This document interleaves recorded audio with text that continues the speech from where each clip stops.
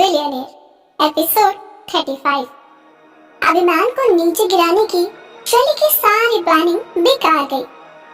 ध्रुव कैलाश ने भी उसके साथ डील कैंसिल कर दी और मानहानि का केस भी वो हार गई, जिसकी वजह से भल्ला ग्रुप और शैली के बारे में मीडिया में तरह तरह की बातें होने लगी। अभिमान ने शैली पर केस किया, लेकिन शैली ने सेटलमेंट करने के लिए अपने लॉयर को पैसे दे दिए। अभिमान ने रोनिता से एंगेजमेंट करने का ऐलान भी कर दिया है, जिसे सुनने के बाद तो शैली का मूड और भी ज्यादा खराब हो गया। सिंगानिया ग्रुप में अभिमान अपने कैबिन में बैठा हुआ किसी से बात कर रहा है, तभी वहाँ रोनिता आ जाती है। रोनिता को देखकर अभिमान उसके कैबिन में उसके साथ बैठे उस शख्स को जाने के लिए कह देता है। रोनिता ने अभिमान से कहा, शैली ने सेटलमेंट क्यों कर लिया? अभिमान ने कहा, हाँ, कल कोर्ट में मैं भी यही सोच रहा था, क्यों हुआ, क्या हुआ, कुछ समझ नहीं आया। रोनिता ने कहा, और मैं तो हैरान हूँ, तुमने उसे इतनी जल्दी माफ कैसे कर दिया? रोनिता की बात सुनकर अभिमान ने कहा, तुम कहना क्या चाहती हो? रोनिता ने जवाब दिया, यही कि शायद तुम भूल गए हो उसने तुम्हारे साथ क्या क्या किया है, तुम्हें कितनी बार जेल भेजा है, और उसने तुम्हारे बारे में इतनी बड़ी बात भी कही, तुम्हारी कंपनी को गिराने की कोशिश की, और तो और हमारे रिश्ते को खराब करने की भी कोशिश की।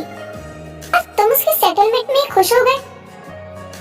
अभिमान ने रोनिता से हंसकर कहा, डियर रोनिता, मैं इतना भी अच्छा नहीं हूँ वैसे, जितना तुम मुझे समझती हो। रोनिता ने कहा, क्या मतलब? अभिमान ने जवाब दिया, मतलब ये कि तुम्हें इसका मतलब जल्दी ही मिल जाएगा, बस अपना फोन चेक करती रहना। इतना कहकर अभिमान मुस्कुरा दिया और आगे बोला, खैर ये सारी बातें छोड़ो, और वो मिस्टर रॉबिन आ रहे हैं कैलिफोर्निया से, उनके साथ मेरी मीटिंग है, तो उन्हें एयरपोर्ट लेने के लिए किसी को भेज देना एंड उनके रहने का इंतजाम भी कर देना। रोनिता ने जवाब दिया, ये मिस्टर रॉबिन कौन है? वही क्या जिनका टेक्सटाइल का बिजनेस है? अभिमान ने कहा, हाँ, तुम जानते हो क्या उन्हें? रोनिता ने कहा, of course, her fashion designer उनके लिए काम करना चाहता है, ये इज द बेस्ट। रोनिता की एक्साइटमेंट देखकर अभिमान ने कहा, वाओ, तुम तो बहुत एक्साइटेड लग रही हो। वेल, क्या तुम जानती हो उनके डिजाइनर कौन है? रोनिता ने एक्साइटमेंट में पूछा, कौन है? अभिमान ने कहा, देखो वो सामने जो डोर है ना, उसे ओपन करो, उसमें एक लेटर है, उसे खोलो। रोनिता ने फटाफट से ड्रॉर खोला और उस लेटर को पढ़ा और हैरान रह गई। रोनिता एक्साइटमेंट में चीखी और बोली, are you serious? Is it me? Abhiman मुस्कुरा कर बोला, यस मिस रोनिता, आपकी स्टाइलिंग को हमने पहचाना और आपके डिजाइन भी मैंने उन्हें भेजे थे और उन्हें बहुत पसंद आए and he selected you. By the way, मैंने उनसे तुम्हारे लिए कोई सिफारिश नहीं की है, इट्स ऑल योर टैलेंट। हाँ, मिस रोजी ने मेरी हेल्प जरूर की, ये बताने में कि तुम कितनी टैलेंटेड हो। अभिमान की बातें सुनकर रोनिता बहुत खुश हुई और उसने अभिमान को गले से लगा लिया। भला मेंशन में अचानक से पुलिस आ धमकी। दादी माँ को गार्ड ने फोन करके बताया कि मेंशन के गेट पर पुलिस आई है। जब दादी माँ को ये बात मालूम हुई तो उन्होंने सभी घर वालों को हॉल में बुलाया। दादी माँ ने एंडी को आवाज लगाई और कहा, एंडी के बच्चे, अब क्या गुल खिलाया है तुमने? एंडी मेंशन में नहीं है। दादी माँ ने राजीव की तरफ देखा और कहा, राजीव, कहाँ है तुम्हारा बिगड़ैल बेटा? उसकी वजह से आज पुलिस मेरी चौखट पर आ गई। जिस पुलिस को देखना भी मैं गवारा नहीं करती, आज वो हमारे दरवाजे पर खड़ी है। राजीव ने दादी माँ की बात सुनी और अपनी आंखें झुका ली, लेकिन एंडी की माँ अंजलि अपने बेटे के बारे में इतनी कड़वी बातें सुन ना सकी और बोली, मॉम, आपको मेरा ही बेटा क्यों नजर आता है? क्या पुलिस वालों ने आपसे ही कहा है कि वो एंडी को पकड़ने के लिए आए हैं? फिर आप ये कैसे कह सकती हैं? अंजलि की बात सुनकर दादी माँ को गुस्सा और आ गया और उन्होंने कहा, हाँ, तुम्हारा बेटा से जानती हूँ। राजीव तुम खड़े क्या हो?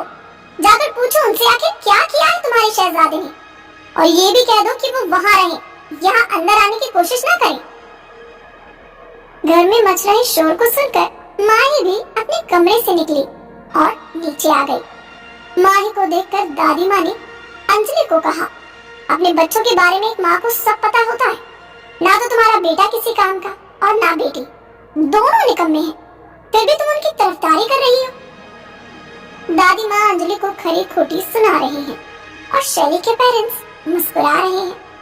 राजीव गेट पर जाकर पुलिस वालों से बात करता है और फिर मेंशन में उन्हें ले आता है। पुलिस को घर के अंदर देखकर दादी माँ का पारा और चढ़ जाता है और वो कहती है, राजीव मैंने कहा था ना, इन्हें बाहर ही रखना, फिर अंदर क्यों लेकर आए? राजीव ने कहा, माँ आप पुलिस वालों की बात सुनिए तो जरा, ये यहाँ आई क्यों है?